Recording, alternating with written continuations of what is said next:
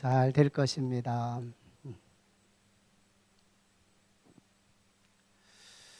오늘 저녁에 우리 선교사님, 이게 목사님이세요. 선교사님 목사 안수를 받으시고 또 저희 교회에 이렇게 등록하셔서 또 겸손하게 예배 시간마다 얼마나 또 사모하면서 말씀을 잘 들으시는지 몰라요. 존경하는 우리 목사님이면서 선교사님 말씀을 좀 기대하고 많이 좀 오시기 바랍니다. 그래도 우리 교회는 저녁 예배 많이 오는 편이에요. 근데 잘 달리는 말에게 채찍을 가하듯이 사실은 많이 오셔서 은혜를 좀 받으셨으면 좋겠어요. 지난 주간 수요일 날 저희 집에 조그마한 택배 2개가 왔어요. 저희 며느리가 서울에서 시어머니한테 하나, 또 신이한테 하나, 택배가 조그마한 게 왔는데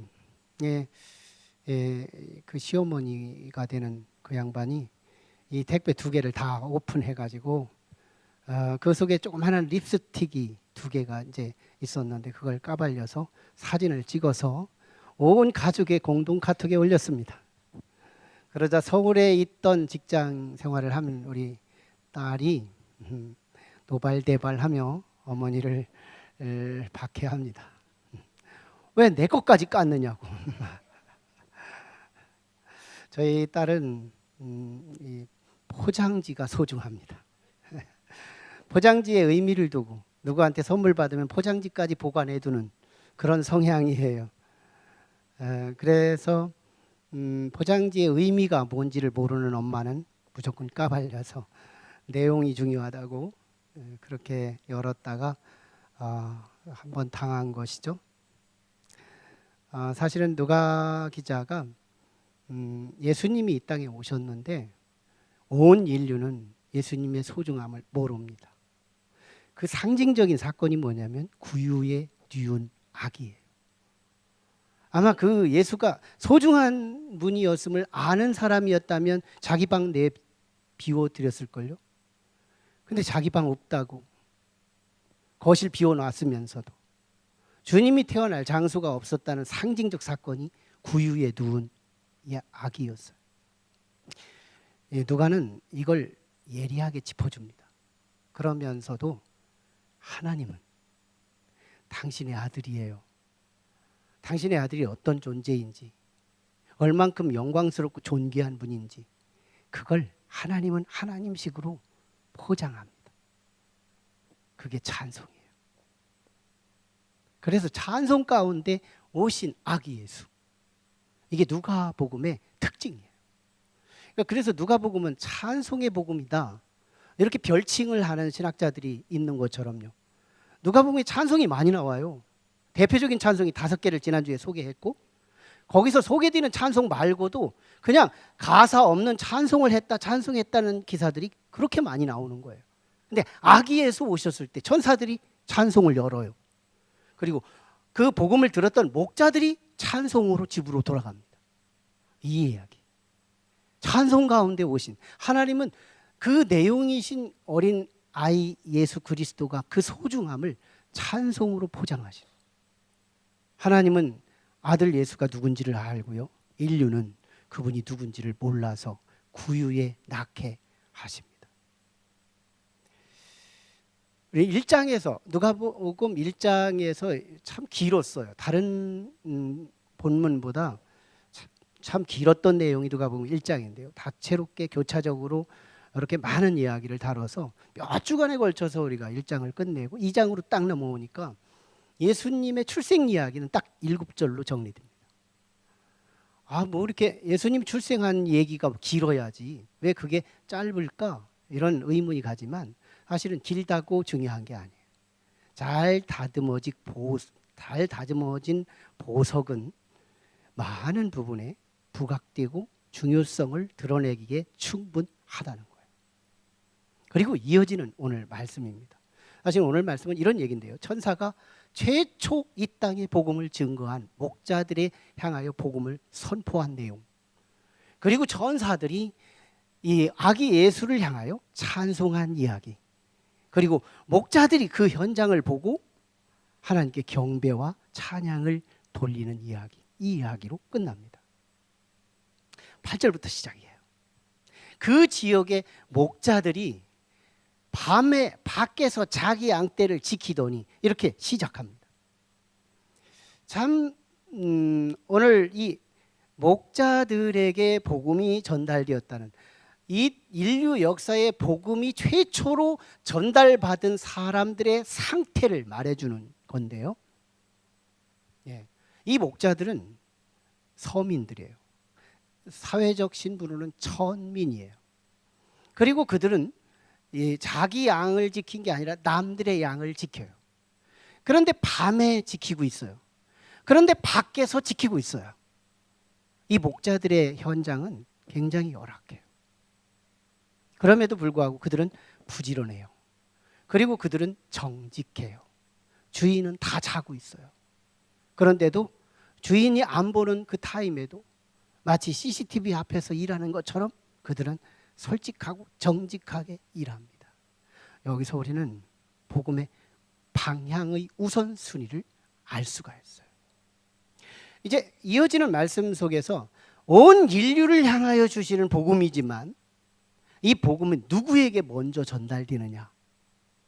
모두가 필요한 복음인데도 누가 우선순위로 복음을 받을 수 있느냐를 말해주는 메시지예요. 가장 서민, 즉 그 시대로 말하면 목자들이에요. 그 시대에 목자들이 복음의 가장 우선순위로 필요하고 그리고 그들이 복음을 가장 먼저 받아들였다는 거예요. 오늘의 이 시대에도 예수가 필요치 않은 사람은 아무도 없어요. 다 필요한 겁니다. 그리고 그들을 위해서 오셨어요. 그럼에도 불구하고 어떤 사람이 먼저 믿고 어떤 사람이 나중에 믿어요. 그리고 안 믿는 사람도 있어요. 이유가 뭐냐? 이 우선순위 때문에 그런 거예요. 사회적으로 소외되고 천민에 속하고 그리고 밤에도 일해야 먹고 살고 그러면서 자기에게 맡겨진 일을 성실히 하고 충성스럽게 감당하는 이 목자들. 오늘의 이 시대도요. 목자의 심정, 목자의 가슴, 이런 사람들이 복음이 먼저 영접됩니다. 예수가 필요한 사람이에요. 오늘날도 예수가 필요치 않은 사람 많습니다. 예수님 없이도 충분히 살 수 있는 사람. 그런데 적어도 오늘 우리가 예수님이 없으면 안 된다고 고백하는 것이 여기 앉아있는 신앙 고백이에요. 여기 있다는 말은 우리는 예수가 없으면 안 된다는 거예요. 갈망하는 자, 사모하는 자, 가난을 스스로 인정하는 자, 나는 꼭 예수가 필요하다고 고백하는 자, 그 사람이 복음의 우선순위로 인정된대요. 그리고 9절에 천사가 광채와 함께 쫙 나타나게 돼요. 그때 목자들이 한밤이었습니다. 근데 차가운 밖이었어요. 그때 천사가 갑자기 빛으로 나타나니 이 목자들이 얼마나 놀랬겠어요. 깜놀한 거예요. 너무너무 놀라는 거예요. 그때 천사가 이들에게 말하면 두려워하지 말라, 놀라지 말라. 이건 하나님의 백성들에게 늘 공통으로 주시는 멘트예요. 하나님의 백성은 두려울 게 없대요. 지금 천사가 주시는 이 말씀, 두려울 수밖에 없는 이 상황에 두려워하지 말래요. 이게 하나님의 백성들에게 주어질 샬롬의 복음인 거예요. 그러면서 10절에서 오늘 우리에게 주시는 이 복음입니다. 오늘 우리에게 10절의 복음을 말씀을 주시는데요. 보라, 내가 온 백성에게 미칠 큰 기쁨의 구원의 소식을 너희에게 전하노라.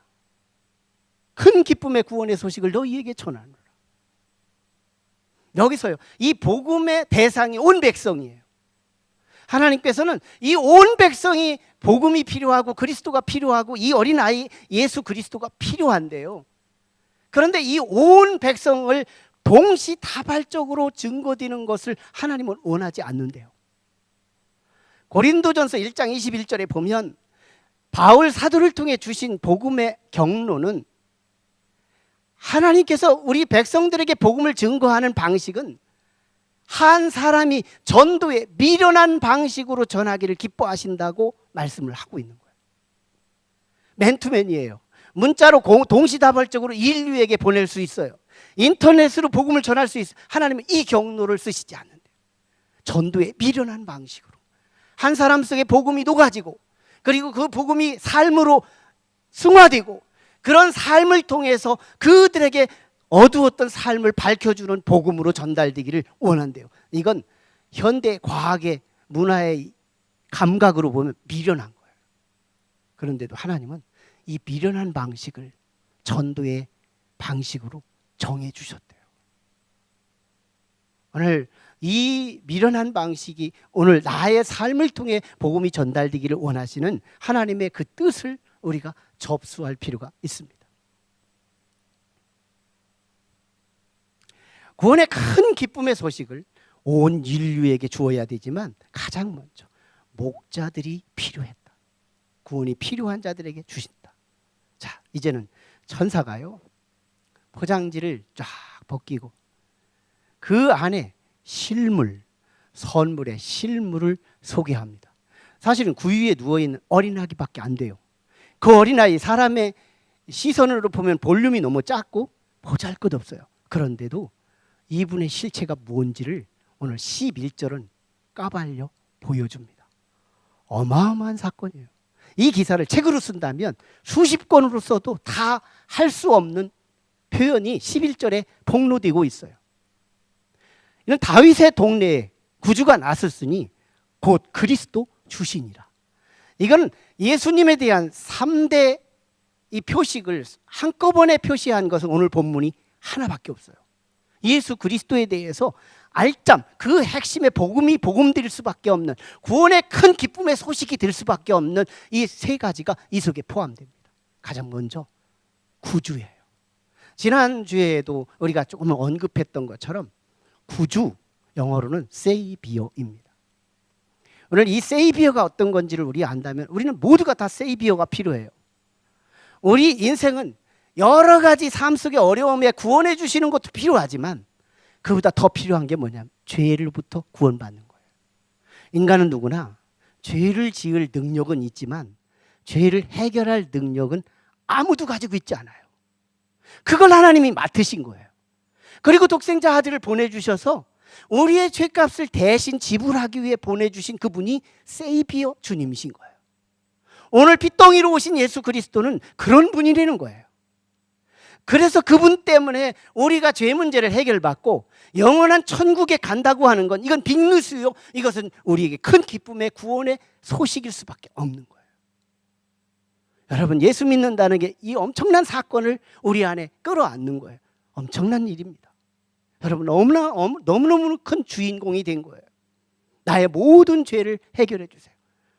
여러분, 무슨 내가 죄를 짓고 그분이 해결해 줘? 구약시대는 이런 모습으로 우리의 구원의 예식을 보여줍니다. 짐승의 피를 잡아서, 그래서 짐승을 죽여서 그를 죄값을 대신해서 우리를 죄값을 갚는다는 양식이었어요. 그건 실효 없습니다. 하나의 예표론적일 뿐이에요. 실효과 없어요. 적어도 실제의 효과는 예수 그리스도의 죽음, 하나님의 죽음이에요. 하나님이 죽고 인간의 죄가 사멸되는 거, 이거 가능합니다. 다시 말하면 내가 유리창을 깼는데 10만 원짜리를 깼어요. 근데 우리 부모님이 100만 원을 줬어요. 이거 충분합니다. 100만 원을 받고서 10만 원짜리를 또 내놓으라고 할 주인은 없어요. 예수 그리스도의 죽음값이 오늘 우리의 죄값을 해결한다는 건 이 죄값의 넉넉한 값을 말하는 거예요. 이걸 누가 감당해요? 이번에 오신 예수 그리스도, 그분이 우리의 세이비어래요. 우리의 모든 고난에서 구원하실 자지만 인간의 고유한 고난 중에 하나는 죄의 문제예요. 그래서 이 죄 때문에 우리는 영원히 지옥 갈 수밖에 없는 운명과 팔자 안에 놓였지만 이번에 오신 예수 그리스도를 영접하는 모든 자에게는 이 구원이 선포되고 있는 겁니다.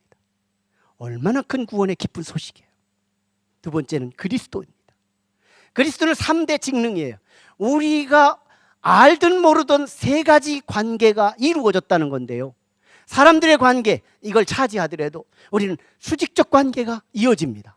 본능적이에요. 믿음 하나만 가지면 이 세 가지 관계가 이루어지는데요. 첫째가 왕의 관계예요. 우리는 윤석열 대통령이 우리를 다스리는 게 아니에요. 우리는 어떤 대통령이 다스리는 존재이기 이전에 그보다 더 본질적이고 근본적인 왕이 있는데 그분이 하나님이신 거예요. 하나님이 나의 왕이시다. 그분은 공의가 살아있고 그분은 사랑이 살아있어요. 그분이 나의 왕이에요. 그분은 모순이 없고 그분은 흠이 없고 오류가 없어요. 그 정황무도하신 그 하나님이 나의 하나님이에요. 내어 맡길 수 있어요. 내 인생을 그에게 맡길 때 우리는 실수가 없어요. 그분이 나를 이끌어가는 거예요. 나는 예수 믿는 거 하나뿐인데 나의 운명은 이런 하나님이 나의 왕이 된다는 고백, 그게 그리스도 안에 있는 겁니다. 두 번째, 제사장이에요. 오늘 우리는 아무리 허물이 있어도 또다시 세이비어 주님과 연동되는 부분이기도 하지만 나의 허물과 죄악을 대신 삭제시켜주는 역할자, 그분의 직임자, 그분이 대제사장 되신 예수님. 그분은 친히 자기가 대제사장이면서 친히 자신의 몸을 희생하며 우리의 죄값을 대신해 준 분. 얼마나 신실해요.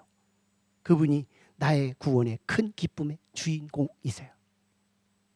그리고 선지자입니다. 우리는 안다고 하지만 몰라요. 아는데 끝까지 가다 말고 끊어진 지식. 그래서 결국은 지나고 보면 후회밖에 남는 게 없는 거. 우리들의 지식은 끊겼어요. 하다만 지식들이에요. 더 깊게 생각했어야 하는데 적어도 성령이 우리에게 임하시면 그 뿌리까지 간파하는 지식이 있었을 테지만 우리는 우리의 인간 이성이 생각을 하다 끊어진 지식이 너무 많습니다. 그래서 판단하고 나면 후회가 와요. 그러나 선지자 되신 주님이 내가 선택하는 그 길마다 후회의 길이 아니라 본의 아니게 어떤 때는 억지로 어떤 때는 의도적으로 참여하면서 가보니 그게 선한 길이에요. 그 가보니 내가 아는 길이에요. 가보니 선지자가 인도한 길이에요. 3대 관계. 나는 예수 믿는 거 하나뿐인데 예수 믿는 순간 이 미라클, 이 기적이 일어난 겁니다. 그 다음에 더 로드입니다. 그리스도 주신이라. 더 로드. 지난주에도 말씀한 것처럼 더 로드가 뭐예요? 우리의 만주의 주가 되신 분. 그러면 나는 상대적으로 나는 종이 되는 거예요. 근데 성경의 기록의 분량상 더 로드는 90%를 사용했고 세이비어는 10%밖에 성경에 진술되지 않았다는 것이 성서학자들의 일관된 보고예요. 그렇다면 오늘 우리 한국교회 신앙이 대부분 세이비어에 머물러 있어요. 주님 나 이거 해주세요, 이거 고쳐주세요, 이거 해결해 주세요, 돈 주세요, 이러면서 나의 기복적인 요소를 구합니다. 그런데 기복도 이루어지지도 않아요. 경험도 안 돼요. 그래서 이 기복신앙은 우리가 신앙생활 하다가 그만 퇴보할 때가 많습니다. 근데 놀라웠게 우리의 신앙이 패러다임이 전환되면 더 로드 앞에 믿는 신앙이 됩니다. 주님은 나의 만주가 되십니다. 그리고 주님 앞에 이렇게 고백해요. 주님 이미 주신 은혜가 너무 크세요. 그래서 앞으로 나는 만입이 있어도 찬양으로 갚을 수 없고 내 모든 걸 다 드리고도 주님이 내게 갚아주신 그 은혜에 반할 수 없어요. 그래서 신앙의 기초는 겸손입니다. 나의 나딤은 하나님의 은혜 때문이기 때문에 겸손. 그리고 이제 주님 나의 영원한 천국의 백성으로 나를 구원해 주신 은혜 고마워서 난 이제 주님을 기쁘게 해드릴게요. 뭘로 기쁘게 할까요? 뭘로 우리 주님을 위해서 살아갈까요? 이 신앙의 전환. 이게 더 로드 주님을 믿는 신앙이에요. 오늘 우리 높은 뜻 교회 그 이름답게 높은 뜻, 더 로드의 그 뜻, 그걸 우리가 받아서 그분의 뜻으로 신앙이 전환되면요, 우리가 원하는 모든 기복은 거기서 다 응답받습니다. 기복신앙은요, 내가 요구하는 거 다 응답받지도 못하고 헛떡거리며 살아가요.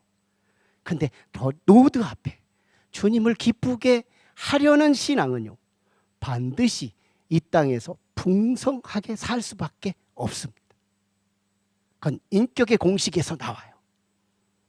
제가 여기에 오희숙 권사님의 만나기만 하면 내가 섬기고 계속해서 우리 오희숙 권사님 자존감 세워주고 이쁘다고, 진짜 이쁘잖아요. 계속해서 세워주면 오희숙 권사님은요, 은연중에 목사님한테 뭐 해줄까 계획합니다. 영광을 자꾸 돌려주고 오이스키 권사님을 기쁘게 해주고 계속해서 부각해주면 인격의 공식은 내게 선으로 갚아줘요. 하나님은 인격의 원조예요. 그분은 인격의 편조가 아니에요. 원조 대신 그분은 우리의 인격 관계의 공식 그대로 적용돼요. 하나님의 영광을 위하고 하나님을 기쁘게 살아보십시오. 여러분의 기복은 여러분이 생각한 그 이상의 것을 이룹니다. 이건 지혜예요. 그래서 예수 믿을 때 성령 안에 예수 믿어야 한다는 이유가 바로 그 점에 있는 거예요. 성령의 지혜를 가지고 믿어야 바르게 믿을 수 있기 때문이에요. 자, 천사가요, 목자들에게 이렇게 말해요. 너희가 만에 내 말을 듣고 그리고 베들레헴 어느 마구간에 가서 그 구유에 누워있는 아기를 본다면 이건 표적이다. 그렇게 말해요. 12절에서. 그건 표적이다. 여러분, 여기서 사인이라고 표시되고 있지만 구약 성경에서는 미라클로 표시돼요. 표적이 뭐예요? 이적이요. 이적이 뭐예요? 기적이에요. 여러분, 기적이 뭘까요?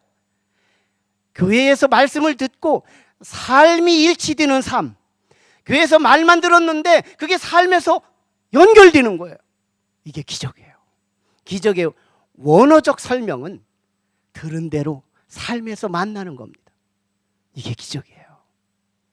내가 말씀은 들었는데 현실은 영 아니고 이런 개념이 아니에요. 우리에게 이미 기적을 보는 건 내가 하나님의 말씀대로 내 삶에서 목도되고 다시 내가 그 예수가 있다고 했는데 거기서 예수님을 만났다면 그건 곧 기적이래요. 여러분, 놀랍게도 이제 천군 천사들이요, 이 모습을 보고요, 이제 복음을 다 전하고 천사가 한 일이 뭔지 알아요. 14절에서 이렇게 노래합니다. 지극히 높은 곳에서는 하나님께 영광이요, 땅에서는 평화를 입은 자들의 기뻐하심을 입은 자들의 평화이니라. 이 말씀을 두 단어로 묶어주면 영광과 평화예요. 여러분, 하나님께 지극히 높은 곳에서는 영광이고 이 땅에 은혜를 입은 자들에게는 평화래요. 이거 우리 것이 되기를 축원합니다.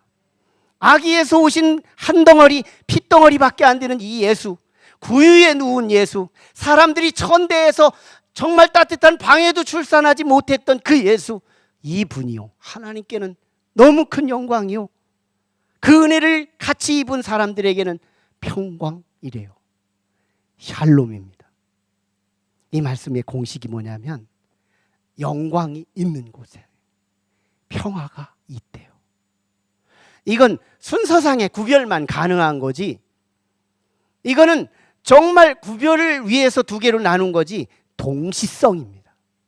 하나님의 영광이 있는 곳에 우리에게는 평화가 있어요. 그래서 우리는 어디를 가나 하나님께 영광 돌리는데 민감할 필요가 있습니다. 하나님께 영광 돌려요. 하나님께 영광 돌려요. 그러면요, 내게 놀랍게 평화가 임합니다. 이 평화는요, 싸우다만 휴전의 평화가 아니고 모든 전쟁이 끝난 종전의 평화. 그래서 예수님이 부활하신 이후에 제자들에게 주셨던 멘트가 뭐냐면 나의 평안을 너희에게 주노라. 이 평안이 우리 성도들에게 임하기를 주의 이름으로 축원합니다. 성령 안에서 이 평안이 임하면요, 나 평안하지 않을래 해도 소용없어요. 평안합니다. 부귀감 심경계가 저절로 평안을 누리게 돼 있어요. 놀라운 일이 벌어지는 거예요. 자, 이제 천사가 떠나요. 천사가 떠나자 16절에서 이 목자들이요, 갑자기 바빠집니다. 얼마나 발걸음이 빨라지는지. 너무너무 바빠진 이 천사의 걸음. 이전에는 양떼들이 주기였어요. 밤을 지새워가며 양떼를 지키던 이 목자들이요, 이제는 발이 빠르게 움직이는데 어디로요? 예수 만나러, 아기 예수를 만나러 지금 발 빠르게 달려가고 있는 목자들의 걸음을 보세요. 진짜 하나님을 만나기 위해 복음을 들은 사람은 놀랍게도 부지런해져요. 놀랍게도 발이 빨라집니다. 이제는 양떼가 더 중요했지만 그 양떼보다 더 중요한 것이 생긴 거예요. 뭐가? 예수 만나는 일이. 주님의 말씀에 순종하는 일이 더 빨라지게 됐다는 거. 이거 놀라운 일이 벌어지는 겁니다. 오늘 우리가 진짜 예수 그리스도를 바르게 만나고 더 진하게 만날 수 있다면 이 영적인 축복이 우리에게도 임할 거예요. 자, 보세요. 자, 목자들이 이제 찾아갑니다. 아마 사두개인들에게, 바리새인들에게 이 복음을 천사들이 전했으면 안 갑니다. 어떻게 메시아가 그런 데로 오느냐고 자기 지식을 가지고 막아냅니다. 그래서 목자를 만난 이유가 바로 거기 있는 거예요. 목자는 가슴을 낮췄어요. 거기는 겸손으로 낮췄어요. 그래서 복음이 거기에 들어가는 거예요. 그리고 천사의 복음을 듣고 움직이는 거예요. 삶으로 움직임을 주는 거예요. 그래서 이 목자들은 마구간을 찾아가요. 아마 수수분했겠죠. 헛걸음도 했겠죠. 그래서 요셉을 만나고 마리아를 만나고 그 구유의 두인 아기를 만납니다. 이제 표적이에요. 이미 기적이에요. 내 삶 속에 그리스도를 본 거예요. 내가 직장에 갔는데 거기서 그리스도를 본 거예요. 내 가정에서 그리스도를 본 거예요. 이건 너무너무 귀한 거예요.